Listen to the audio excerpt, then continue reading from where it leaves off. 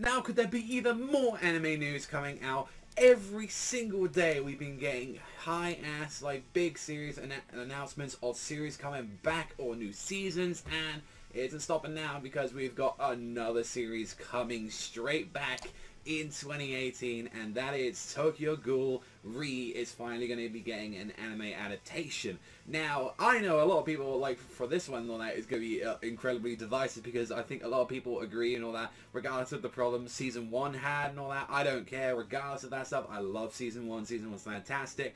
Then we get to Season 2, Route A, all stuff goes down right there. You're like, alright. It's like we talk about that.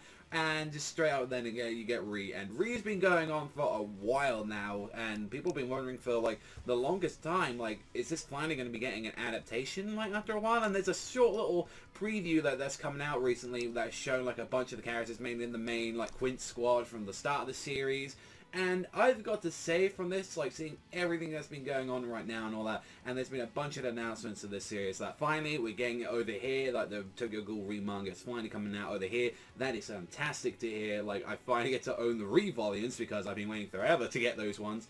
And then as well, like, we're getting this big announcement. However, though, I'd like to point this out as well for everybody that was reading Re, and I know Re has been going through some very shocking things at the moment in the manga. Personally, I felt off it for a while, and, you know, certain reasons for that as well. Like, I just kind of lost, like, interest in some of the stuff, but I do know it's been getting good again, so I'm probably going to catch up.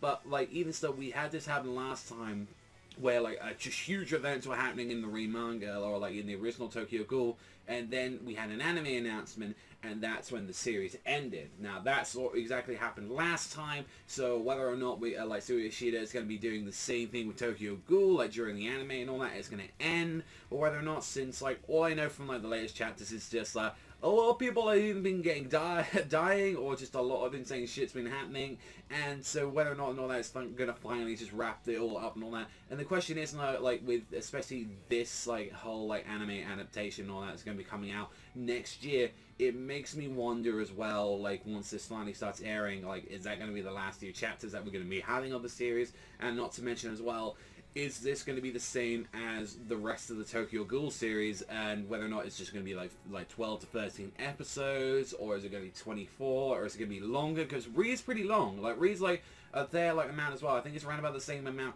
as like the original Tokyo Ghoul series at this point. And one of the things I've got to say about that is, like, you know, and there was like OVAs and everything coming out for this series. I really hope, if anything, that they took away from like what they did with like Route A, is that I really hope this time that they kind of stick more to the source material. That was kind of the problem. And the same thing with like Season 1 is a lot of the issues that they did kind of like skip around and kind of like, you know, like, oh, let's just like don't worry about that part and all that. And that's the problem when you're on like a 12 like episode listing and all that. That's the problem with the series. But I really do hope as well and all that they kind of work, because I love Season 1. I absolutely love Season 1, and just a lot of the material from like Tokyo Ghoul is fantastic. There's some amazing moments as well in in Re. So I really hope they do some of that stuff justice and all that when it comes out to there. But the people that want to see the very small like trailer and all that, I will link it down below. There are some characters I'm very much looking forward to finally be seeing animated in here.